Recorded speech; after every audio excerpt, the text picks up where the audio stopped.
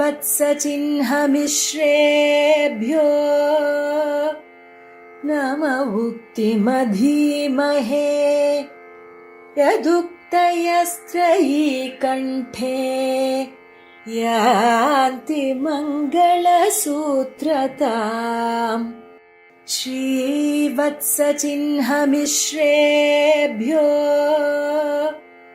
नम उक्तिमधीमहे यदुक्तयस्त्रयी कंठे यान्ति मङ्गलसूत्रताम् श्रीवत्सचिह्नमिश्रेभ्यः नम उक्तिमधीमहे यदुक्तयस्त्रयी कंठे यान्ति मङ्गलसूत्रताम् மொழியைக் கடக்கும் பெரும்புகழான் பஞ்சமுக்குறும்பாம் குடியைக் கடக்கும் நம் கூறத்தாழ்வான் சரண் கூடியபின் பழியைக் கடத்துமி ராமானுஜன் புகழ்பாடி அல்லா வழியைக் கடத்தல் எனக்கினியாதும் வருத்தமன்னே.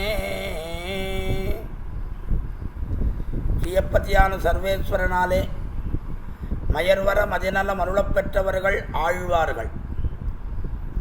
அந்த ஆழ்வார்களுடைய ஈரச்சொல்லான 4000 திவ்ய பிரபந்தங்களுக்கு ஆச்சாரியர்களுடைய உரை இல்லாமல் போயிருந்தால் நம்மால் அந்த பாசுரங்களுடைய அர்த்தத்தை ஒரு காலம் அனுபவித்து இருக்க முடியாது. ஆகையினாலே ஆழ்வார்களை விட அதன் நுண்பொருள்களை வழங்கிய ஆச்சாரியர்களுக்கு தனிப்பெருமையானது உண்டு என்பது நம்முடைய ஸ்ரீவைஷ்ணவ சம்பிரதாயத்திலே மறுக்க முடியாத ஒரு உண்மையான விஷயம். அப்படிப்பட்ட ஆச்சாரியர்கள் நாதமுனிகள் தொடங்கி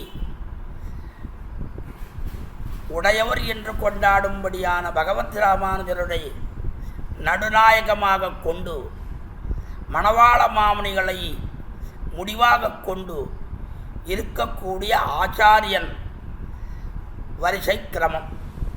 இந்த ஆச்சாரிய ரத்னஹாரமானது நாதமுனிகள் தொடங்கி எம்பெருமானாரை நடுவாக கொண்டு மாமுனிகளை ஈராக கொண்ட ஆச்சரியமான சம்பிரதாயம். இதிலே ஒவ்வொரு ஆச்சாரியருக்கும் ஒரு விதமான தனிச்சிறப்பு உண்டு. அப்படிப்பட்ட தனிச்சிறப்பான ஆச்சாரியர்களுக்குள்ளே மிகவும் கொண்டாடத்தக்கந்தவர் என்றால் அவர்தான் கூறத்தாழ்வான். எம்பெருமானாருடைய சிஷ்யகணங்களிலே முதலாமவராக கொண்டாடக்கூடிய அந்த ஆச்சரியமான கூறத்தாழ்வான். அவர் முக்குறும்பையும் அறுத்தவர். வித்யாமதம், தனமதம், ஆபிஜாத்திய மதம் என்கிற 3 மதத்தையும் ஒழித்து மிகவும் ஸ்ரீவைஷ்ணவ லட்சணத்தோடு எழுந்தருளியிருந்த மகான். அடியனுடைய காலக்ஷேபாச்சாரியரான ஸ்ரீமான் திருப்பதி சுவாமி அடிக்கடி சொல்லுவார். அவருடைய காலக்ஷேபாச்சாரியரான ஸ்ரீமான் கச்சிக்கடாம்பி யாமனாச்சார சுவாமி அடிக்கடி சொல்லுவாராம், டேய், ஒரு காலத்திலே கூறத்தாழ்வான், மற்றொரு காலத்திலே மணவாள மாமுனிகள், இந்த 2 பேருக்கு இருந்த ஆச்சாரிய பூர்த்தியும் ஸ்ரீவைஷ்ணவத்துவ பூர்த்தியும் மற்ற யாரிடத்திலையும் பார்க்க முடியாது என்று தெளிவிப்பறான். ஆகையினால்தான் யதிராஜ விம்சதியிலே கூறத்தாழ்வானை மறுபடியும் மறுபடியும் வாசாமகோச்சர மகாகுண தேசிகாக்ரிய கூராதிநாத நைக்கிய பாத்திரம் என்று கொண்டாடுகின்றார். அப்படி பல ஸ்லோகங்களினாலே ஆழ்வானை கொண்டாடும்படியான பெருமை பெற்றவர், பெருமையோடு கொண்டாடினவர் மாமுனிகள். இவ்விருவருக்குண்டான தனிச்சிறப்பு என்று தெரிவிப்பறாம். அப்படிப்பட்ட கூரத்தாழ்வான் அனுகிரகித்த 5 ரத்னம், பஞ்சரத்னம் என்று பிரசித்தி பெற்ற அந்த பஞ்சஸ்தவங்களுக்குள்ளே முதலாவதானது ஸ்ரீவைகுண்டஸ்தவம், அடுத்தது அதிமானுஷஸ்தவம், 3வது சுந்தரபாகுஸ்தவம், 4வது வரதராஜஸ்தவம், கடைசியானது ஸ்ரீஸ்தவம். இதுதான் இந்த பஞ்சஸ்தவத்தினுடைய பௌர்வாபரிய கிரமம் என்று பெரியோர்களாலே காட்டப்பெற்றுள்ளது. ஆழ்வான் எம்பெருமானார் திருக்கோலம் பூண்டு சோழராஜசபைக்கு எழுந்தருளி சிவன் நாராயணனே பரதத்துவம் என்று உபன்யசித்து சிவாத் பரதரம் நாஸ்தி துரோணமஸ்தி ததப்பரம் என்று எழுத்திட்டது கண்டு அவன் கோபப்பட்டு வீரசைவனான அந்த அரசன் கொடுமையினாலே திருக்கண்களை இழக்கும்படியானதும் பெரிய நம்பிகளை பறிகொடுக்கும்படியானதும் ஆன பிறகு திருவரங்கம் பெரிய கோவில் திரும்பி எழுந்தருளும்படியான சமயத்திலே எம்பெருமானார் சோழனுடைய உபத்திரவம் பொறுக்க முடியாமல் திருநாராயணபுரம் பிராந்தியத்துக்கு எழுந்தருள எம்பெருமானாரை பிரிந்தும் இருக்க முடியாத காரணத்தினாலே இனிமேல் இங்கு வசிக்கத்தகாது என்று ஆழ்வானும் அங்கிருந்து புறப்பட்டு திருமாலிருஞ்சோல மலையிலே சில காலம் இருக்கலாம் என்று கொண்டு அப்படி எழுந்தருளும்படியான சமயத்திலே இந்த வழியிலே நடந்து வரும்படியான வழியிலே பகவத்குணானுபவத்திலே தன்னுடைய நெஞ்சிலே இருக்கும்படியான குறைகளையெல்லாம் மறக்கும்படியான விதத்திலே ஸ்ரீவைகுண்டஸ்தவத்தை எழுதி அருளி செய்து தலை கட்டி உடனே அதிமானுஷஸ்தவத்தை அருளி செய்கின்றார். இந்த ஸ்தவத்துக்கு அதிமானுஷஸ்தவம் என்று பெயர் ஏற்பட்டதற்கு காரணமே முதல் ஸ்லோகத்திலேயே அதிமானுஷீலவிருத்த வேஷைஹி என்று தொடங்குகின்ற காரணத்தினாலேயும் கொள்ளலாம்.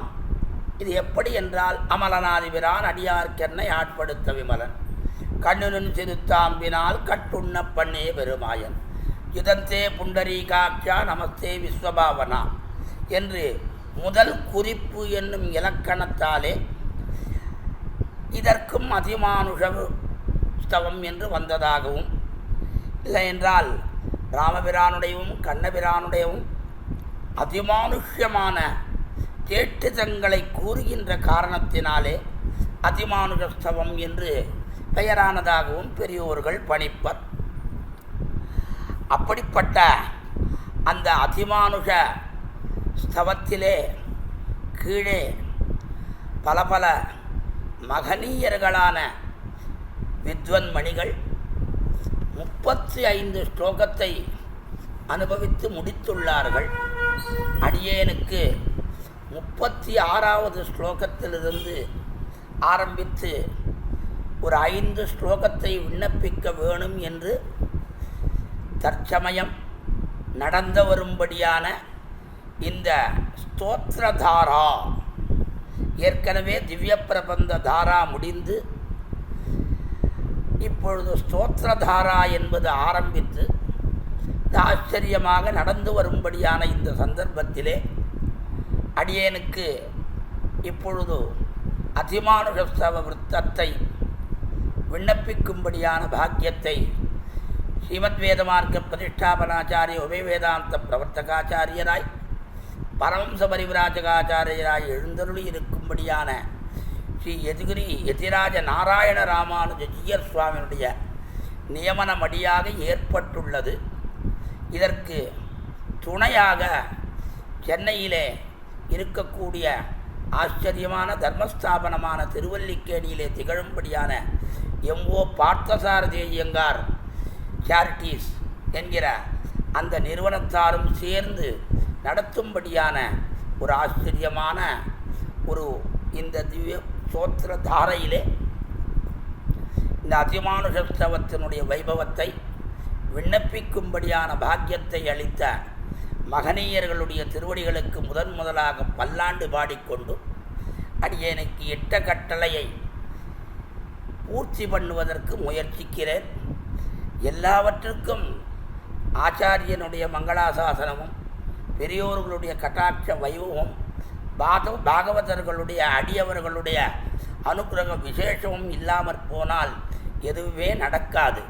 அப்படிப்பட்ட இம்மூன்று அனுக்கிரகத்தையும் பெற வேண்டும் என்று கொண்டு அடியேன் ஆரம்பிக்கிறேன். இதில் பாருங்கோ, முதல் ஸ்லோகத்திலே அதிமானுஷ சீதவிருத்த வேஷைகி என்று ஆரம்பித்தார். அப்புறம் 2, 3, 4, 3 ஸ்லோகங்களிலாலே எம்பெருமானுடைய அனுக்கிரகமானது தனக்கு ஏற்பட வேணும், இந்த ஸ்தோத்திரத்தை சொல்லி முடிப்பும்படியான ஒரு பாக்கியத்தை எனக்கு தர வேணும் என்று 2, 3, 4 அந்த 3 ஸ்லோகத்தினாலே ரங்கநாதனுடைய அனுக்கிரகத்தை பிரார்த்திக்கிறார். அதற்கு பிறகு 5வது ஸ்லோகத்திலே திரிவிக்ரம அவதார வைபவத்தை பற்றி பேசுகிறார். 6வது ஸ்லோகத்திலே வாசுதேவ சங்கர்ஷண பிரத்யும்ன அனிருத்த என்கிற 4 ரூபங்களுடைய அவைகள் எப்படிப்பட்டதாக எவ்வாறெல்லாம் வந்தது என்பதை பற்றி அந்த ரூப வர்ணத்தை பற்றி 6வது ஸ்லோகத்திலே திரிக்கிறார். 7, 8, 2 ஸ்லோகத்திலேயும் அகிலகேய பிரத்தனீகத்துவம் கல்யாணைகதானத்துவம் என்கிற உபயலங்க விசிஷ்டனானவன் எம்பெருமான் என்பதை பற்றி சொல்லுகிறார். 9வது ஸ்லோகத்தில் தான் விபவாவதாரம் என்பது என்ன, அது கட்கிலி உன்னை காணுமாறருளாய், அவன் கண்ணால் பார்க்க முடியாத போய் பார்க்கும்படியான பாக்கியத்தை ஏற்படுத்த வேணும் என்று நம்மாழ்வார் பிரார்த்திக்கிற மாதிரி இவரும் நம்ம கண்களுக்கு இலக்காகும்படியான ஒரு ஆச்சரியமான அவதாரம்தான் விபவாவதாரம் என்பதை கொண்டாடுகின்றார் 9வது ஸ்லோகத்தினாலே. 10வது ஸ்லோகத்தினாலே அவனுடைய அந்த விபவாவதாரங்களிலே இருக்கக்கூடிய சௌசீல்ய வைபவத்தை பற்றி பேசி முடிக்கிறார். 11வது ஸ்லோகத்திலே கண்ணபிரான் நெடுநாளாக குழந்தை இல்லாத குறையை போக்குவதற்காக அவன் கைலாசகிரிக்கு யாத்திரை போவதும் அதிலே நடந்த விற்த்தாந்தங்களை பற்றியும் பேசுகின்றார். 12வது ஸ்லோகத்திலே நிசிம்மனானவன் அவதாரத்தை பற்றியும் அந்த சரபம் என்று வந்ததுன்ற பற்றி அந்த விஷயங்களை எல்லாம் தெரிவிக்கிறார். 13வது ஸ்லோகத்திலே திரிபுர தகனத்தினுடைய வைபவத்தை எல்லாம் தக்ஷயஜ்யத்தினுடைய வைபவத்தை எல்லாம் பேசுகிறார். 14வது ஸ்லோகத்திலே அகடித கடனா சாமர்த்தியத்தாலே அவன் அப்படியே ஆலை இலையிலே சயனித்து கொண்ட வைபவத்தை பற்றி பேசுகின்றார். 15வது ஸ்லோகத்திலே பல அவதாரங்களை நினைத்து சந்தோஷப்படுகின்றார். அதற்கு பிறகு 16வது ஸ்லோகத்திலே மறுபடியும் திரிவிக்ரம அவதாரத்தை பற்றி கொஞ்சம் பிரசம்சிக்கிறார். 17லேருந்து 33 வரைக்கும் ராமாவதார வைபவமானது பேசப்பட்டது. இப்போ 34வது ஸ்லோகத்திலிருந்து 58வது ஸ்லோக பரியந்தமாக 25 ஸ்லோகங்களாலே கிருஷ்ணாவதார சரித்திரங்களை அனுபவிக்க ஆசைப்பட்டு ஆரம்பிக்கிறார். அதில் 34வது ஸ்லோகம் பிரிச்சாமி கிஞ்சனான்னு தொடங்குகிறது. அது 34. அடியேனுக்கு நியமிக்கப்பட்டது 36வது ஸ்லோகம். அந்த 36வது ஸ்லோகத்திலிருந்து ஆரம்பித்து அடியேன் விண்ணப்பிக்கிறேன். என் துர்க்கிரகம் சுமனசா மனசாபி நித்யம் பத்தச்சிதம் பரமமீசமுதாகரந்தி தாம்னா நிபத்த இதி சுஸ்ருமதம் பவந்தம் நாலம் பபூவித பத ஸ்லாக ஸ்லதனாய தஸ்ய தஸ்ய எம் பவந்தம் எவனொருவனை யாவனொருவனாகிற உன்னை சுமனசாக மனசாபி பரிசுத்தக்கரணான மனசாலும் நித்தியம் துர்கிரகம் ஒரு காலும் அனுபவிக்க முடியாதோ கிரகிக்க முடியாதவனாகவும் பந்தச்சிதம் சாம்சாரிக கர்ம பந்தங்களை அறுக்க வல்லவனாகவும் பரமம் ஈசம் எல்லோருக்கும் மேலானவனாகவும் உதாகரந்தி எந்த வைதிகர்களாலே சொல்லப்படுகின்றதோ தம் பவந்தம் அப்படிப்பட்ட உன்னை தாம்னா நம் நிபத்தகா இது சுஸ்ருமா தாம்பினால் கட்டப்பட்டான் என்று கேள்விப்பட்டோம். தஸ்யா அந்த அந்த பந்தத்தை ஸ்லதனாய அவிழ்த்து கொள்ள அலம்ன பபூவித பத அசமர்த்தனாய. இது என்னையா ஆச்சரியம், இது என்னையா ஆச்சரியம். எம்பெருமான் பாருங்கோ, எப்படிப்பட்டவன் பாருங்கோ, எப்படிப்பட்டவன் பாருங்கோ. வாக்கினாலேயும் மனத்தினாலேயும் அவனை நினைத்து முடிக்க முடியும் என்றாலும் முடிக்க முடியாது. ஆமாம், வாக்கினாலேயும் அவனை பேசி முடிச்சுடலாம் அப்படின்னா முடிக்க முடியாது. என்ன காரணம்னா மேலே மேலே மேலே மேலே வந்துட்டே இருக்கும். பிரவாகத்தோ நித்தியத்துவாத்துன்னு சொல்கிறா பாருங்கோ. அந்த மாதிரி எம்பெருமானுடைய குணங்களோ மற்றொன்றோ எதுவுமே பேசி முடிக்கவே முடியாது. 10ஆம் பத்தில் நம்மாழ்வார் எல்லா குணங்களையும் பேசி முடித்ததாக நினைச்சிட்டு அந்த புளிய மரத்தடியில் அப்படி எழுந்தருளி இருக்கும்படியான சமயத்தில் திடீர்னு தொட மேலே ரெண்டு வஸ்து வந்த மாதிரி ஒரு பிரமம் ஏற்பட்டதான். தொடையில் ஏதோ ஒரு வத்து தொடையை தட்டுற மாதிரி என்னமோ தெரியலேன்னு இப்படி பார்த்தா என்ன எல்லாரையும் பாடிட்ட குணங்கள்லாம் பாடியாச்சு, எங்கள் 2 பேரும் இன்னும் பாடலையேன்னு. அப்போ பாருங்க, இத்தோட புல் ஸ்டாப்ன்றது கிடையாது. எம்பெருமானுடைய அவதாரங்களுக்கு எப்படி புல் ஸ்டாப்பே கிடையாதோ அதனால தான் கிடையாது. 5ஆம் பத்தில் சொல்லச்சே கற்கியாம் இன்னம் கார்வண்ணனே வருஷுக ஆவலகம் போலே, மழை பொழியறதுக்கு காத்துருக்கிற மேகம் போலே எம்பெருமான் அவதாரம் பண்ணுறதுக்கு காத்துருக்கான். எந்த சமயத்தில்னு சொல்ல முடியாது.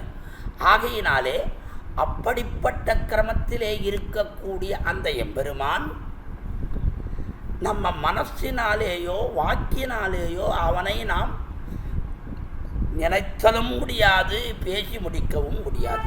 சரியாயிடுச்சு. நம்ம கர்ம பந்தத்தை நம்மால் அறுத்து கொள்ள முடியுமான்னா ஒரு காலம் முடியாது. நம்ம கர்ம பந்தத்தை அவனை பின்பற்றிதான், அவனை கைப்பிடித்துதான், அவனுடைய திருவடிகளை பற்றினால்தான், அவனுடைய சம்பந்தத்தினால்தான் நாம் போக்கிக் கொள்ள முடியுமே தவிர நாம நம்முடைய முயற்சியினாலே ஒரு காலம் நம்முடைய கர்மபந்தத்தை போக்கிக் கொள்ள முடியாது.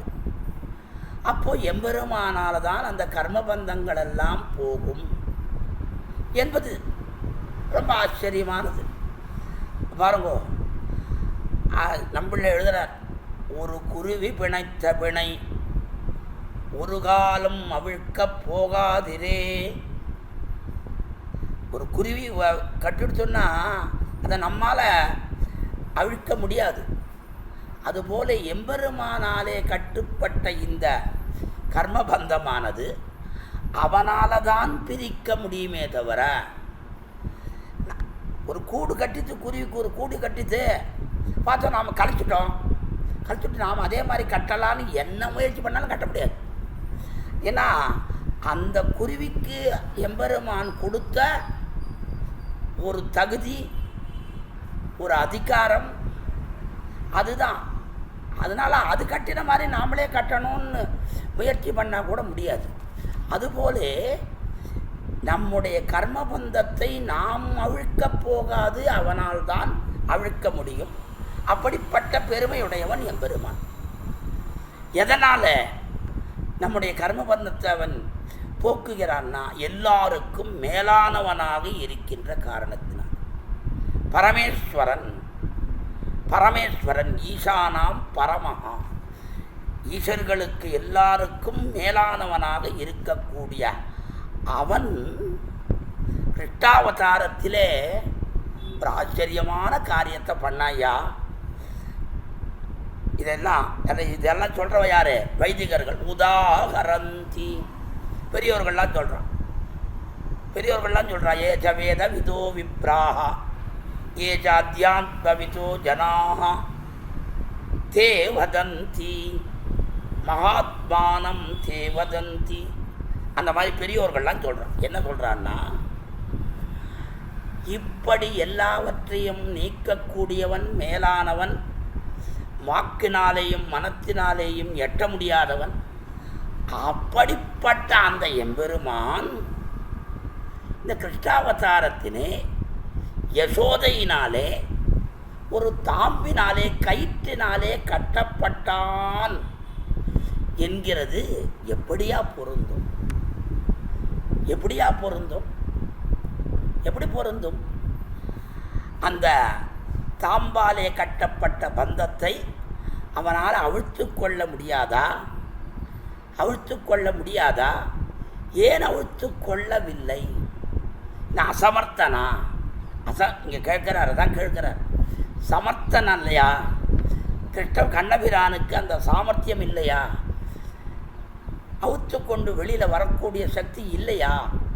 ஏன் அவன் அந்த காரியத்தை பண்ணலைன்னா, அந்த காரியத்தை பண்ணிட்டான்னா அதுக்கப்புறம் அவன் எடுத்த அவதாரத்துக்கே பிரயோஜனம் இல்லாத போயிடும்.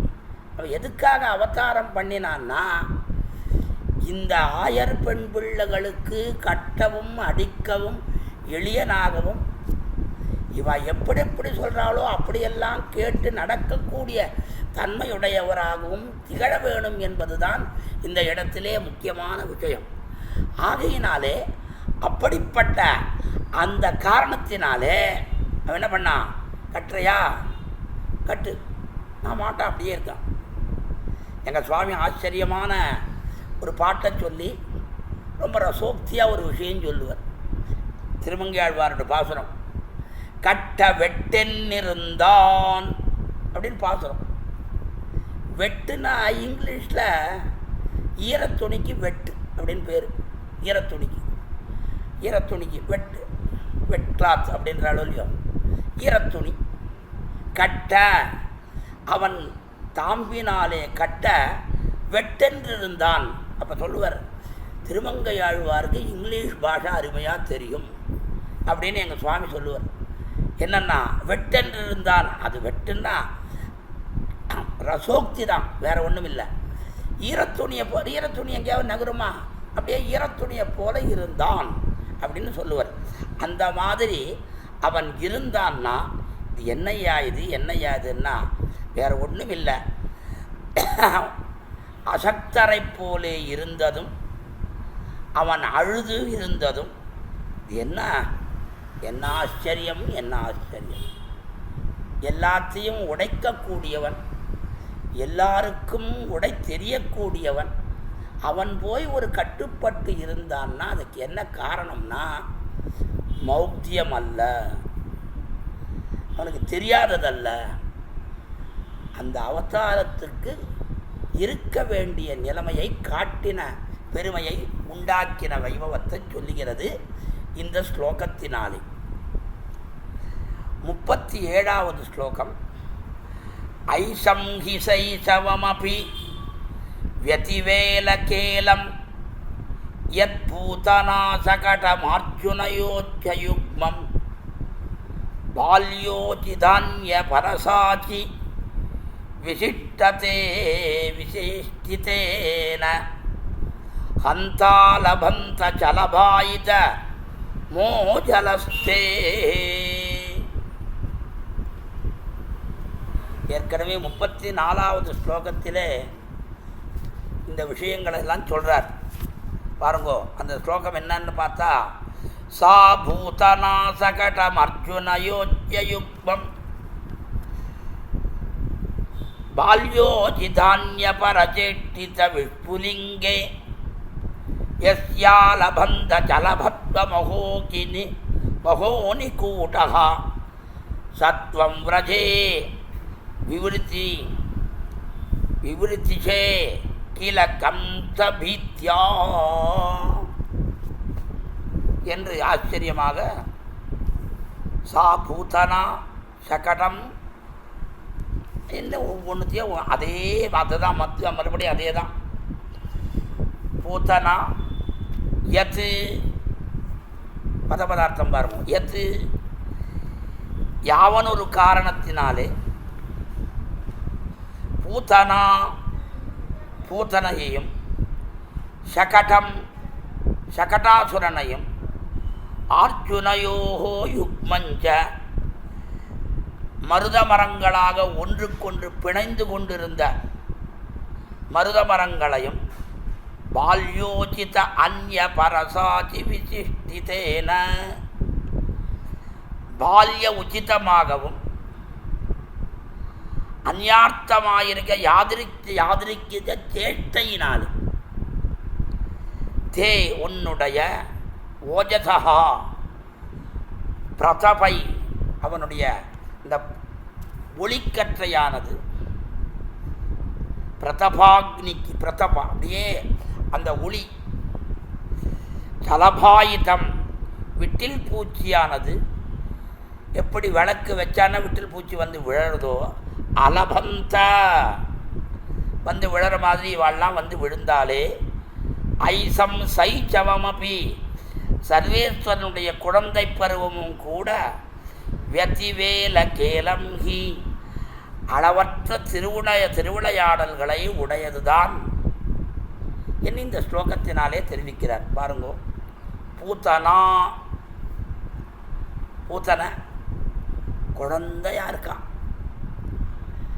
அந்த குழந்தையா இருக்கிறவ அவனை கொல்லுவதற்கு முதல்ல அனுப்பப்பட்டது பூத்தன். எந்த ஒரு அவதாரத்துக்கும் முதல்ல ஸ்ரீவதம் இருந்தால்தான் பூர்த்தி. அதைத்தான் அங்கேயே ராமாவதாரத்திலேயும் அப்படிதான் முதல்ல தாட்டகையை கொன்றான். அதற்கு பிறகு மற்ற நிறைய நடந்தது. அதே மாதிரி இந்த அவதாரத்திலே முதல்ல பூத்தனை வரச்சே அவள் கோரமான ரூபத்தோடு தான் வந்தா.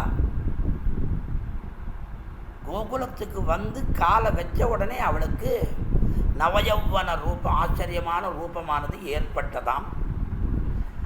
ஏற்பட்டது மட்டும் இல்லாமல் அவள் கையில் இந்த வயலின் மாதிரி ஒரு வாத்தியத்தை வாசிச்சுட்டே வராளாம்.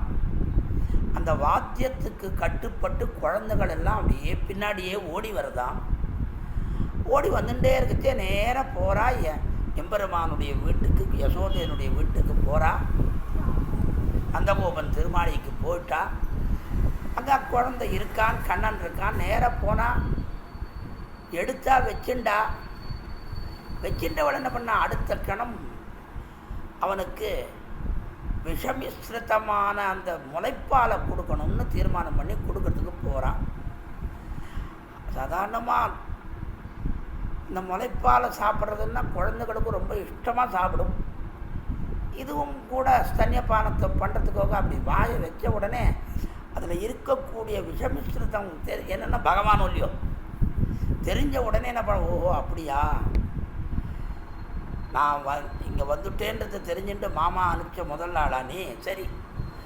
ஆமாம், சாதாரணமாக நம்ம கோஷ்டியில் ஆரம்பித்து சாதித்தருளான்னு எல்லோரும் சாதிக்க வேணும்னு கோஷ்டியார் பிரார்த்திக்கிறாளோ இல்லையோ, அந்த அத்தியாபகர் முதல்ல சாதித்தருளா அப்படின்னு சுவாமிகளை பார்த்து பிரார்த்திக்கிறாரோ இல்லையோ, அந்த மாதிரி கண்ணனும் முதல்ல சாதித்தருளா முதல்ல ஆரம்பிக்கிறார்.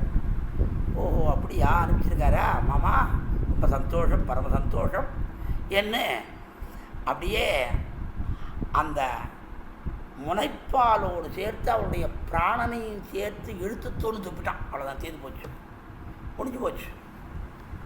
பூசனா விற்த்தாந்தம் முடிஞ்சுடுச்சு. அடுத்து சகடாசுர விற்த்தாந்தமானது ஒரு ஆழ்வார் 5 மாதம்ன்றார், ஒரு மாதம் 7 மாதம்ன்றார். அதை பற்றி ஒன்றும் மாதத்தில் ஒன்றும் பெரிய நமக்கு வித்தியாசம் இல்லை. இப்போ பெரிய ஆழ்வார் 5 மாதம்ன்றார், இவர் 7 மாதம்ன்றார். என்ன எதுவாக இருந்தால் என்ன, சின்ன குழந்தை.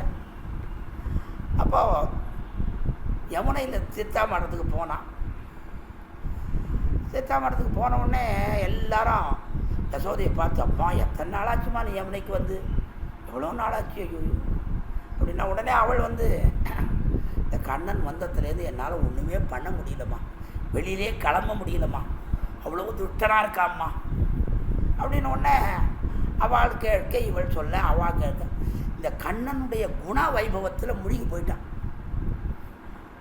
அந்த சமயம் பார்த்து வந்தான். படுத்து கொண்டிருக்கிற அந்த வண்டியிலே, எருது வண்டியில் ஒரு சக்கரத்தில் ஆவேசித்தான். அந்த சமயம் பார்த்து கண்ணன் பெருமானுக்கு பசி, ஸ்தன்யபானம் பண்ண வேண்டிய வேலை வந்துடுச்சு. இந்த ஸ்தன்யபானம் பண்ண வேண்டிய வேலை வந்ததுன்னா குழந்தைகள் காலால் அப்படி இப்படி இப்படி உதைச்சிக்கும். அது ஒரு சிக்னல். அழும், இந்த காலால் உதைக்கும். இந்த மாதிரி கண்ணன் என்ன பண்ணுறான், காலால் அப்படி உதைச்சான் பாருங்க. அந்த காலால் உதைச்சதனாலேயே அந்த சகடாசுரனானவன் போய் சேர்ந்தான். அழுத்து போய் சேர்ந்தான். அதுதான் ஆச்சாரியால் ரொம்ப அழகா, எப்படி நம்ம காப்பாற்றுறதுக்கு அவனுடைய திருவடிகள் உபயோகப்படுகின்றதோ அதுபோல அவனை ரட்சித்துக் கொள்வதற்கும் அவனுடைய திருவடிகளே உபயோகப்படுகின்றது என்று இந்த சகடாசுர விற்த்தாந்தத்திலே இருக்கக்கூடிய ராசிக்கமான அர்த்தத்தை நம்முடைய பூர்வாச்சாரியர்கள் எடுத்து காட்டியுள்ளார்கள். அடுத்தது அர்ஜுன யோகமஞ்ச மருத மரமாக அப்படியே ஒன்றுக்கு ஒன்று இடைவெளி இல்லாமல் மருத மரம் பிணைஞ்சிருக்கு. அது உள்ளுக்குள்ள நுழைஞ்சு இக்கரை இப்பக்கத்துலேருந்து அந்த பக்கம் வந்து இழுத்து உரலோடு இழுத்து அந்த நலக்கூப்பரர்களை மறுபடியும் பூர்வ கிரமத்திலே மாற்றும்படியான பாக்கியத்தை ஏற்படுத்தின ஒரு ஆச்சரியமான புத்தாந்தம். இதில் பாருங்க, உள்ளுக்குள்ள நுழையச்சே மரம் முறியலை, அப்பக்கம் வந்து இழுக்கச்சே தான், உரலோடு சேர்த்து இழுக்கச்சே தான் மரம். எப்படி அவனால் அந்த உள்ளுக்குள்ளே அதை மரம் பிணைத்து கொண்டிருந்த மரத்தில் நடுவில் எப்படி நுழைய முடிஞ்சது? அதுதான் அகடித்த கட்டணா சாமர்த்தியம். அதுதான் அகடித்த கட்டணா சாமர்த்தியம். இதை தெலுங்கு தேசத்தில் இருக்கக்கூடிய வாசுதாசர் என்கிற கவி அவருடைய ஸ்ரீபாகவத வர்ணனத்திலே ரொம்ப அழகாக தெரிவிக்கிறார். இந்த மருத மரத்தினுடைய உள்ளுக்குள்ள நுழைந்து இந்த பக்கத்துலேருந்து அந்த பக்கம் வந்து இழுக்கணும்னு மனசில் தீர்மானம் பண்ணிவிட்டான், பிளான் போட்டுட்டான். யார்? கண்ணன். இப்போ உள்ள நுழையணும். நுழையிறதுக்கு முன்னாடி இந்த மரத்தை உடைக்கக்கூடாது, பிளக்கக்கூடாது. நுழைந்து அப்பார்த்தத்துக்கு போன பிற்பாடு தான் அது பிளக்கப்படணும். எப்படின்னு அப்படியே பார்க்குறான் நான் கண்ணை பார்த்துட்டே இருக்கே. இந்த மரத்தினுடைய ஒரு பக்கத்தில் எறும்பினாலே ஏற்படுத்தப்பட்ட சின்ன தொலை ஒன்று இருந்துதான். சின்ன தொலை, ஒரு ஓட்டை சின்னது. அந்த ஓட்டையின் வழியாக தான் உள்ளுக்குள்ள ஊடுருவி இப்பக்கத்தில் அந்த அப்பக்கம் போய் அந்த பக்கத்தில் இழுத்துட்டான்னு அவர் ஒரு வர்ணனை தெரிவிக்கிறார். இப்போ பாருங்க, சின்ன ஒரு துளையின் மூலமாக தான் நுழைந்து அந்த பக்கம் போய் அங்கேருந்து இழுத்து இந்த 3 விற்த்தாந்தத்தையும் சொல்லிட்டு பால்யோசித அத்தியர்த்தம் யாதிருச்சிகமான பால்யோசிதம், சின்ன வயசிலே பண்ணது என்ன யாதிருச்சிக சேஷ்டை, யாதிருச்சிகமாக ஒன்றும் முயற்சியினாலே பண்ணப்பட்டதில்லை. இப்படிப்பட்டது. இது எல்லாம் என்னன்னா, இது என்ன இவெல்லாம் அவ மாட்டான், அவள் காரியத்தை பார்த்துன்னு போயிருந்தா ஒன்றுமே இல்லை. கண்ணனை அழிக்கணும்னு வந்ததுனால தானே இது. அது அப்படி வரக்கச்சே இது எப்படின்னா, ஒரு விளக்கை கொளுத்தி வைத்தால் விட்டில் பூச்சிகள் வந்து விழுந்து நசித்து போவது போல இவர்களும் எம்பெருமானாகிற விளக்கிலே விட்டில் பூச்சிகளைப் போல இருக்கக்கூடியவர்களெல்லாம் விழுந்து நசித்து போனார்கள். இது என்னன்னா, அடடா சர்வேஸ்வரனுடைய குழந்தை பருவ விளையாட்டு என்ன அளவற்றது, என்ன திருவிளையாடல், ஆஹா ஆஹா என்று கொண்டாடும்படியான ஆச்சரியமானது. ஆக கண்ணனையே மறுபடியும் இந்த விற்த்தாந்தங்களை பண்ணுன்னு சொன்னால் அவனாலேயே பண்ண முடியாது.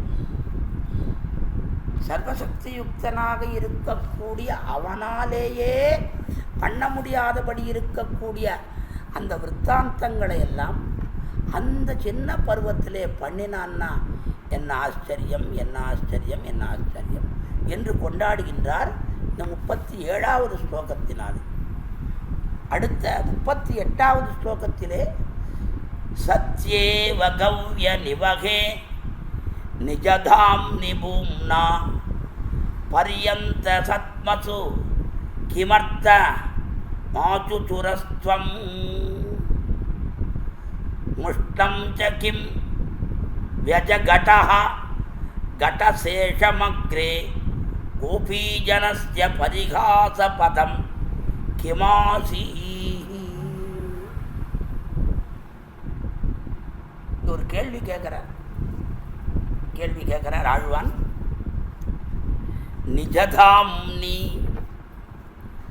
அவர்களுடைய வீட்டிலே, அவர்களுடைய வீட்டில் ஸ்வகிருகத்திலே, அவளுக்கு ஒரு வீடு இருக்கும் இல்லையோ, ஸ்வகிருகத்திலே கவ்ய நிவகே, கவ்யம் கவ்யம்னா நவநீதம், வெண்ணெய், நவநீதம் முதலானது ஒரு வஸ்துவா. முதல்ல பால், பால் தயிர், தயிர் வெண்ணெய், வெண்ணெய் நெய், இப்படி மாறுறதோ இல்லையோ. அப்படிப்பட்ட அந்த நவநீதம் வெண்ணெய் முதலான திரவிய ராசியானது பூம்னா, பூம்னான்னா நிறைய நிறைய அதிகமாக, சத்யேவ இருக்கு, அவன் வீட்டிலே இருக்கு, இருக்க செய்தேயும், பரியந்த சத்மசு எதற்காக பக்கத்து வீட்டுகளிலே, துவம் நீ, கிமர்த்தம் அசூச்சோ அசூச்சுராக, அசூச்சுராக ஏன் போய் அந்த வெண்ணெய் முதலான வஸ்துக்களை திருடினாய். முஷ்டஞ்ச என்னத்துக்காக இந்த காரியத்தை பண்ணினார். கடசேஷம் சரி திருடினாய், அதுக்கப்புறம் என்ன பண்ணுறாய், அந்த பாத்திரத்தை போட்டு அக்ரே கண் முன்னே எதற்காக உடைத்தாய். கிம் வியஜகடஹ ஏன் உடைத்தாய். கோபீஜனஸ்ய பரிகாசபதம் கிம் ஆசீஹி அந்த ஆட்சிகள் உன்னை ஏசும்படியாக எதற்காக ஆனாய், என்னையா காரணம், என்ன காரணம் என்று கேட்கிறார். இந்த ஸ்லோகத்தினாலே ஆழ்வான் எம்பெருமான் கண்ணன் எம்பெருமானை பார்த்து, எப்படி எம்பெருமான் எப்படிப்பட்டவன், எப்படிப்பட்டவன்னா ரொம்பவும் பரம மேலானவன், பரமபத நிலையன், ஸ்ரீவைகுண்ட நிலையன், ஸ்ரீவைகுண்ட நிகேதனாய், நித்தியமுக்தானுபவ்யனாய் என்ன பலவிதமாக அவனை கொண்டாடக்கூடிய ரொம்ப மேலானவன். அப்படிப்பட்டவன் கண்ணன் எம்பெருமானாக வந்தான். நந்தகோபர் வீட்டில் வந்து சேர்ந்தான். இவன் ஊரில் வந்தத்திலிருந்தே, கண்ணனுடைய திருவடி பட்டத்திலிருந்தே அந்த ஊரில் இந்த பால், தயிர், வெண்ணெய், நெய் எல்லாம் மொத்தம் அப்படியே பெருகிறது. ஆமாம், இவனுடைய திருவடி பட்டவாறே எல்லாம். அதனால்தான் திருப்பாவியாக்கியானத்தில் கூட நாழிப்பால் நாழினை போருகை என்று தெரிவித்தார். அப்படிப்பட்ட பெருமையாளனாக இருக்கக்கூடிய கண்ணன் பெருமான் அவள் வீட்டில் ஏதாவது குறைவா? எல்லா தானத்தையும் பண்ணவன், எல்லாத்தையும் பண்ணவன் எம்பெருமான் அம்பரமே தண்ணீரே சோரே அரஞ்செய்யும் எம்பெருமான் நந்தகோபன். எல்லாம் எம்பெருமானத்தான். இவன் ஒன்றும் இல்லை, நந்தகோபன் ஒன்றுமே இல்லை, எல்லாம் எம்பெருமானுடையது தான். அந்த எம்பெருமானுடையதாக இருக்கக்கூடிய எல்லாத்தையும் இந்த அவதாரத்திலே நமக்கு தந்தவனாகிற நந்தகோபனுக்கு எல்லாத்தையும் ஏற்றி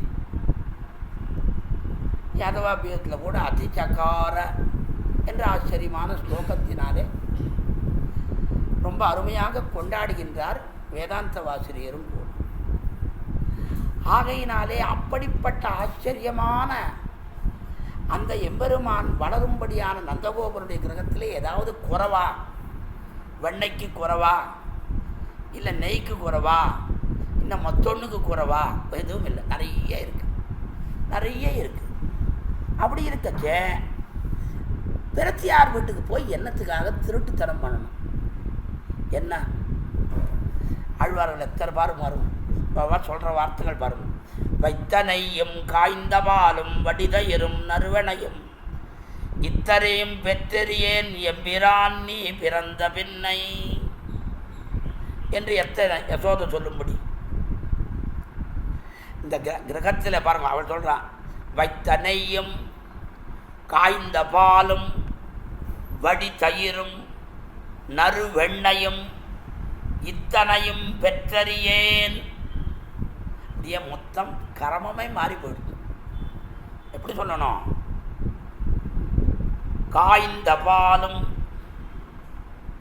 தயிரும் நறுவெண்ணையும் அப்புறம் நெய்யும், இப்படிதான் சொல்லணும்.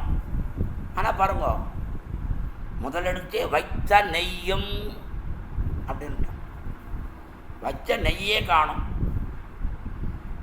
எல்லாம் முடிச்சு கடைசியில் வருது நெய். ஆமாம், இந்த நெய்க்குள்ளுக்குள்ள அவன் இருக்கான். நெய்க்குள்ள வெண்ணெய் இருக்கு அப்படின்னு தெரியுமா? ஆகையினால மாறி போயிடுது, எல்லாம் மொத்தம் மாறி போயிடுது. அந்த மாதிரி நம்முடைய ஹிருதய புண்டரீகத்துக்குள்ளுக்குள்ள எம்பெருமான் இருக்கான் என்பதுக்கு வெளியில் தெரியறதா? அந்தர்யாமி உள்ளுக்குள்ள எம்பெருமான் இருக்கான்னா, கறந்த பாலுள் நெய்யே போல் இவத்துளெங்கும் கண்டுகோள் இறந்து நின்ன பெருமாயா உன்னை எங்கே காண்கேனே. கறந்த பாலில் நெய் இருக்குன்றது எங்கே தெரியறதா? அந்த மாதிரி நீ உள்ளுக்குள்ளே இருக்கான்றது தெரியறதான்னு நம்மாழ்வாரை கேள்வி கேட்கிறார். அப்படிப்பட்ட இத்தனையும் பெற்றறியன் யாருக்கு? யசோதை சொல்றா, எம்பிரான் நீ பிறந்த பெண்ணை எனக்கு ஒன்றுமே கிடைக்கலையா? நீ பிறந்த பிற்பாடு எனக்கு ஒன்றுமே கிடைக்கல. இவ்வளவு இருக்க செய்கிறேயும் எதற்காக? இதை எல்லாத்தையும் சாப்பிட்டுட்டும் அதிலே உனக்கு சந்தோஷம் ஏற்படாமல், திருப்தி ஏற்படாமல் என்னத்துக்கு பக்கத்து வீட்டிலாம் போய் கலவி செய்தது எதற்காக? எதற்காக அப்படின்னா வேற ஒன்றும் இல்லை. அடியவர்கள் கைப்பட்ட வஸ்துவினாலே தான் தனக்கு தாரகம் என்று கொண்டிருந்த காரணத்தினாலே அவருடைய கைப்படாமல் அந்த வெண்ணெய் எடுக்க முடியுமா? எடுக்க முடியாது. ஆகையினாலே தான் அந்த அடியவர்கள் கைப்பட்ட வஸ்து தனக்கு தாரகம், தனக்கு முக்கியம், தேவை. ஆகையினாலே இந்த காரியத்தை பண்ணினான் என்று தெரிவித்தார்கள் பெரியோர்கள். ஆகையினாலே அப்படி அதற்காக அவன் அமுது செய்தான். தன் வீட்டில் அதுக்கு அடியவரைத்தான் யசோதனுடைய வீட்டிலேயே இருக்கே, அதை சாப்பிடலாம் முடியும். எதற்காகன்னா எல்லா இடத்துக்கும் போகணும், எல்லா இடமும் என்னை சேர்ந்தது, இந்த ஊரில் இருக்கிற அத்தனை வீடும் என்னது, எல்லாம் எனக்கு சொந்தமானது. இதில் யாரும் மற்றொருத்தர் யாரும் இதில் கேள்வி கேட்க முடியாது, அவர்கள் என்னது என்னதுன்னு சொல்ல முடியாது என்று தான் சொல்லிக்கக்கூடிய ஒரு சர்வசக்தி யுக்தனாக திகழும்படியான காரணத்தினாலே இதை இப்படி ஒரு வார்த்தையை கொண்டும் எல்லா இடத்துலையும் போகிறான், திருடுறான். திருடியாச்சு. திருடின பிற்பாடு என்ன பண்ணுறான், அந்த வெண்ணெய் பாத்திரத்தை போட்டு டக்குன்னு உடைக்கிறான், மோர் பாத்திரத்தை போட்டு தட்டுன்னு உடைக்கிறான். இது எதற்காக? பாலையில் பாலை பருகி பத்தாதாறு எல்லாம் சிரிப்பா. அவளை சிரிக்கிறா இதை பார்த்துட்டு. வெண்ணெய் விழுங்கி வெறுங்கலத்தை வெப்பிடையிட்டு அதன் ஓசை கேட்கும். இப்படி போட்டு உடைக்கிறான். அதில் அந்த சப்தத்தை டங்குன்னு சப்தம் வருதான். ரொம்ப நல்லா இருக்குன்றான். இது எதற்காக? இவெல்லாம் இப்படி பரிகாசமாக சிரிக்கின்றாளே, இந்த மாதிரி ஏனானா ஏனானாய். பதில் என்ன சொல்லுவான்? என்ன சொல்லுவான்? நான் இந்த மாதிரி அவள்லாம் சிரிக்கணும், இதை கண்டு நான் உகப்பதற்கத்தாக தான் இந்த கிருஷ்ணாவதாரமே எடுத்தேன். நான் மற்றொன்னுக்காக இந்த அவதாரமே எடுக்கலை. எடுத்ததற்கு காரணமே இவர்கள் அத்தனை பேரையும் சந்தோஷப்படுத்தணும், அத்தனை பேரையும் சந்தோஷப்படுத்தணும் என்பதற்காக வந்த அவதாரம் என்பதற்காக இந்த காரியத்தெல்லாம் பண்ணுறேன் என்று அவன் தெரிவிப்பான். ஆனால் வாய் திறக்காதவன் எம்பெருமான். அதனால் அவன் ஒன்றும் சொல்லலை. ஆகையினால என்னத்துக்காக இந்த மாதிரி பண்ணுறாயின்னு அவள்லாம் சிரிக்கிறாளே. ஏசியவும் பேசிடணும் ஏசுறாளே. அவன் மாட்டான் சொல்கிறான், அதை பற்றி எனக்கென்னான்னு கொண்டு அந்த மாதிரி இருக்கக்கூடிய நிலைமையிலே எம்பெருமான் இப்படி பண்ணுறானே. இது என்னன்னா கேவல லீலையே பிரயோஜனம். லீலை, கேவலமான லீலையே பிரயோஜனம். ஆகையினாலே இப்படிப்பட்ட காரியத்தை எல்லாம் பண்ணி அவன் அடியவர்களை சந்தோஷப்படுத்துகின்றான் என்பதை இந்த 38வது ஸ்லோகத்தினாலே நமக்கு தெரிவித்தார் கூறத்தாழ்வார். 39வது ஸ்லோகம். யத்தாமநாத நவநீத மச்சூச்சுரஸ்துவம் தச்சாதனாய யதிதே மதிராவிராசீத் கிம் முக்ததிக்தமழனா பரபல்லவந்தே காத்ரே பிரமிருஜ்ய நிரகாஹ கில நிர்விசங்கஹ.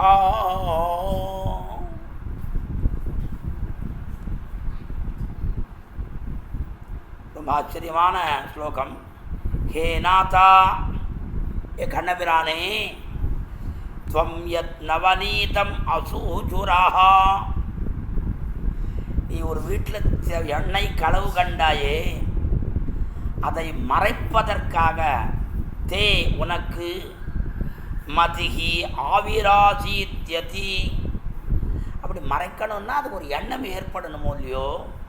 ஹே முக்தா, மறைக்க தெரியாத முக்தனே. மௌக்தியம்னா குழந்தை பருவம். அதுக்கு தான் என்ன, அந்த குழந்தைக்கு அது அந்த விஷயத்தை மறைக்கணுன்றது தெரியாது.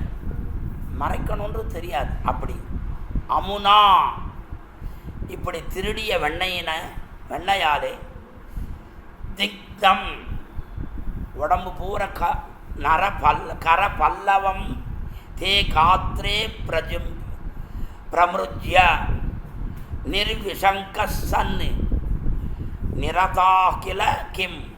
பா என்ன பண்ணாய், நீ என்ன பண்ணாய் பாருங்களேன். இந்த திருடிய வெண்ணையை எல்லாத்தையும் சாப்பிட்டு இருந்தா பரவாயில்லை. சாப்பிட்டுட்டு இருந்தான்னா ஒன்று நல்லா தொடங்கிண்டு வாங்கி சாப்பிட்டேன் சொல்லலாம். இப்படியே காட்டலாம், உடம்பாட்டலாம். அப்படியே பண்ணா ஒன்றுமே இல்லை. என்ன பண்ணா, அந்த இருக்கிற வெண்ணையெல்லாம் உடம்புலாம் தடவி வந்துட்டான். உன்னுடைய உடம்பில் தடவி கொண்டு இப்படி நிர்பயனாய் இருக்கிறையே, இது என்னையா மௌக்கியம்? இது என்ன மௌக்கியம்? இது என்ன பாருங்கோ. ஒரு நாள் கண்ணபிரான் ஒரு வீட்டுக்கு போனான். வெண்ணெய் களவு பண்ணின்னு இருக்கான். வீட்டுக்கு உடையவர்கள் வந்துட்டான். இப்போது கைக்கும் வாய்க்கும் உண்டான அந்த வெண்ணெயை மறைக்கணும்னு வாயிலேயாவது கையிலேயாவது வெண்ணெய் இருந்தால் தானே நாம் களவு கண்டோம்னு தெரியும். கையிலும் வாயிலும் இல்லாதபடி ஆக்கிடலான்ட்டு என்ன பண்ணான், உடம்பு பூரா பூசின்னு விட்டான். யாருக்கு நான் ஒன்றும் கவலையப்படவானாம்.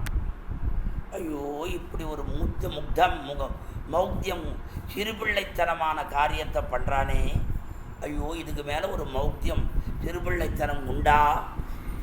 நவநீத சௌரிய வெண்ணெய் திருவிழின களவை மறைக்க நினைத்து வெளிப்படையாக மாட்டிக்கொள்ளும்படியான காரியம் செய்தாயே, இது என்ன?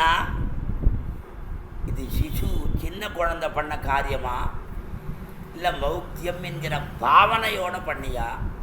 என்னையா சொல்லையா ஏ கண்ணா, கிருஷ்ணா கண்ணனை பார்த்து கேட்கிறார் குரத்தாழ்வன், சொல்லு என்ன காரணத்தினால பண்ண? வாயில் போட்டுண்டாலாவது பிரயோஜனம் உண்டு. அவன் வரத்துக்குள்ள சாப்பிடணுன்றது ஆழ்வார் சொல்கிறார். வைகலம் வெண்ணெய் கைகலந்துண்டான் பொய்கலவாது என் மெய்கலந்தானேன்ற. அவன் வரத்துக்குள்ள சாப்பிடணுன்ட்டு என்ன பண்ணானா, 2 கையால் எடுத்தான். என்னது பாதி கீழே தான் விழும், அப்போ மாட்டின்றான். அப்படி அந்த திருட்டை மறைப்பதற்காக பண்ண வேண்டிய காரியத்தை வாயில் போட்டு விழுங்காமல் உடம்பு பூரா பூசிண்டியே, இது என்னையா சிறுபிள்ளைத்தனம்? இது என்ன காரணம்? என்ன அவன் என்ன பதிலாக சொல்ல போகிறான்? பதிலே சொல்லலை. என்ன சொல்கிறான்? அதனால தான் என்ன இதை நினைத்தாடாடாடா, ஏ கிருஷ்ணா, எங்களை சந்தோஷப்படுத்துவதற்கு இப்படிப்பட்ட செயல்களை பண்ணுகிறாயா? இது தவிர வேறு ஒன்றும் கிடையாது. இதை நினச்சி நாம் உருகலாமே தவிர, ஆழ்வான் உரியனது போல அந்த ஸ்லோகங்களை பார்த்தும் அதற்குண்டான வியாக்கியானங்களை பார்த்தும் நாம் கண்ணபிரான் இப்படியா நடந்துட்டான், இப்படியா பண்ணா என்று நாம் உருகலாமே தவிர வேறு ஒன்றுமே பண்ண முடியாது. அப்படிப்பட்ட ஆச்சரியமான அந்த மௌக்கியத்தினாலே பண்ண வைபவத்தை பற்றி 39வது ஸ்லோகத்திலே சொல்லி முடித்தார். 40வது ஸ்லோகம்.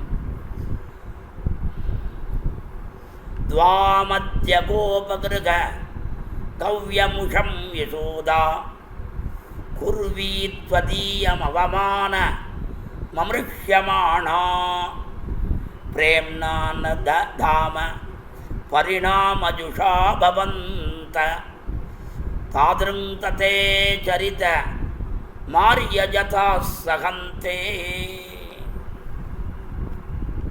குர்வி யசோதா, பெரிய மதிப்பை உடைய யசோதை. த்விதீயம் அவமானம் அமிருஷ்யமானாஹ. த்வதீயம் அவமானம் அமிருஷ்யமா. உன்னுடைய நீ பண்ணுற பரிபவத்தை பார்த்து பொறுக்க முடியாதவளாக மாறிப்போய். அந்நிய கோபகிருக கவ்யமுஷம் துவாம், வேறு இடையர்களுடைய மனைகளிலே இந்த வெண்ணையெல்லாம் கவ்யங்களை திருடிய உன்னை, அதற்கு பிறகு தாம பரிணாமஜுஷா, தாம்பாலே பரிணமித்த பிரேமத்தாலே பவந்த கட்டினாள். தே தாதிருச்சரிதம், அப்படி நீ கட்டுண்டா என்று கிடைக்கிற செய்தியை ஆரியஜனாகா ந சகந்தே, ஆழ்வார் போல்வார் சகிக்க மாட்டுகின்றனர். ஆழ்வார் முதலானவர்கள் அதை கண்டு சகிக்க முடியாமல் போகின்றார்கள். இந்த ஸ்லோகத்தில் தெரிவிக்கிறார். பாருங்கோ. மற்றொரு கடவெண்ண களவினில் உரலிடையா புண்டு எத்திரம் உரலினோடு இணைந்து இருந்து ஏங்கியது எளிவே. என்னைய ஆழ்வார் முதல் பத்திலே 3வது தசகத்திலே முதல் பாசனத்திலே அடியவர்களுக்கு எளியவன், அடியவர்கள் அல்லாதவர்களுக்கு அரியவன், பிறர்களுக்கு அரிய வித்தகன். அவளை யார் விரும்புகிறா? மலர்மகள் விரும்பும் பிறர் அடிகள். அவன் என்ன பண்ணான்? மற்றொரு கடவெண்ணெய், மற்றோடு கூடி இருக்கின்ற பாத்திரத்திலே இருக்கிற கடவெண்ணெய் களவினில் செய்யச்சே அவ்வளோதான் கட்டிட்டான். உரலிடையா புண்டு, உரலோடு சேர்த்து கட்டினான். அப்படி கட்டின சமயத்திலே கட்டியாச்சு. கட்டின பற்பாடு அதை நினைத்து உருகிறார். எத்திரம் எத்திரம், அவ்வளோதான். அப்படியே மோகிச்சவர் தான். 6 மாதம் மோகி. ஏன் 4 மாதம் இருக்கக்கூடாதா? 5 மாதம் இருக்கக்கூடாதா? 3 மாதம் இருக்கக்கூடாதா? 6 மாதம் என்னன்னா, இந்த சுவாமி அவருடைய உபன்யாசங்களிலும் பல சமயத்திலேயும் 6வது மாதத்தில் தான் இந்த இந்திரியங்கள் உற்பத்தியிலே ஞானேந்திரிய உற்பத்தி ஏற்படுறது. ஞானேந்திரிய உற்பத்தி 6ஆம் மாதம். 6ஆம் மாதம் வந்த உடனே ஞானேந்திரியம் மறுபடியும் உற்பத்தி ஏற்கனவே இருக்குது, அது தூங்கின்றது, அது எழுப்பிது. அப்படி 6 மாதம் மோகித்தபடி பேசுகின்றார். இது என்ன பாக்கியம், இது என்ன? இது ஆழ்வார் பாரு, மோகிச்சு போயிட்டார். சகிக்க முடியல அவரால். எத்திரம் 6 மாதம் ஆயிடுத்து. உடனே எங்கே நிறுத்தினேன்னு கேட்டாரா? உரலினோடு இணைந்திருந்தேங்கிய எழிவே. பாருங்க, 6 மாதம் மோகித்ததுனாலே அவருக்கு ஞாபகம் போகலை. இதே உள்ளனுபவம் ஆயிட்டு. எத்திரம் திருவரங்கம் பெரிய கோயிலில் அரையர் சேவையில் இந்த 2வது சேவைன்னு பண்ணுவான். கம்சவதம்னு பண்ணால் இந்த கம்சவதத்துக்கு உண்டான பாட்டுகள் முதல்ல அன்றைக்கி காத்தாலும் ஆயிருக்கும். அதுக்கு பிறகு ஆரம்பிக்கிச்ச எந்த இடத்துல நிறுத்தினாலோ, கம்சவதத்துக்காக பாசுரம் நிறுத்தினாலோ அந்த பாசுரத்தை ஆரம்பித்து சேவிப்பான். ரொம்ப ஆச்சரியமாக இருக்கும். அந்த மாதிரி எம்பெருமான் கட்டுண்டதை நினைத்து ஆழ்வார் மோகித்தார். மோகித்த ஆழ்வார் எத்திரமும் உரலினோடு மோகித்து உரலினோடு இணைந்திருந்தேங்கிய வெளிவே என்று பேசினார். பாருங்கோ, மோகித்து பேசுகிறார். அதுபோல எதனால் இப்படிப்பட்டதுன்னா பல பேர் ரிப்போர்ட் பண்ணுறான். மேலையகத்திறங்காய் வந்து காண்மின்கள் வெண்ணையே அன்றிருந்த பாலம் 10 கண்டிலேன். அதெல்லாம் அஞ்சகிரகத்து கோப்ப கன்னிகளாம் சொல்கிறான். மானமுடைத்துங்கள் ஆயர் குலம் என்ற அபிமானத்தோடு உடையவன்.